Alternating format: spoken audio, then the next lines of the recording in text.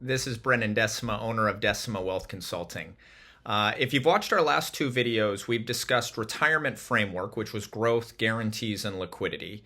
And then in our last video, we really narrowed in on the growth bucket and how to think about risk for current conditions.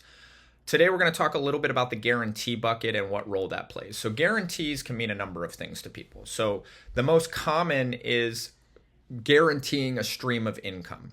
So guarantees can come from a number of sources. You can have pensions, you can have salary, you can have Social Security. But if there's a gap, there's a couple different ways that you can solve that. So the first is go out and get a personal pension, right? Buy a fixed income annuity where no matter what, your income is covered, whether the market is up, down, or sideways. And there's a lot of value to predictability. We actually saw a really interesting survey where a couple thousand retirees were interviewed, and option one was, hey, if you had an extra $10,000 in guaranteed income, or you had $140,000 extra in your savings account, which option would give you more confidence to take a trip? And 60% of the responses were the guaranteed income. So benefit of guaranteed income is you have less uncertainty and you have more stability in your spending. The other thing that clients are looking for is protecting their balance. So knowing that worst case scenario, they have a certain portion of their nest egg that cannot lose money. So a number of ways that you can do that. You can do that with a bond ladder. You can do that with a fixed rate annuity. You can do that with CDs. And the benefit of that is that if the market loses 30, 40, 50%, you have a bucket that every year or on a certain schedule you have maturing. So how do you decide how much should be in the protected income or how much should be in the protected balance? So for protected income, easiest way to do this is to add up all of your sources of income in retirement: Social Security, pension, part-time work, rental income. So add up everything you have and then add up your expenses.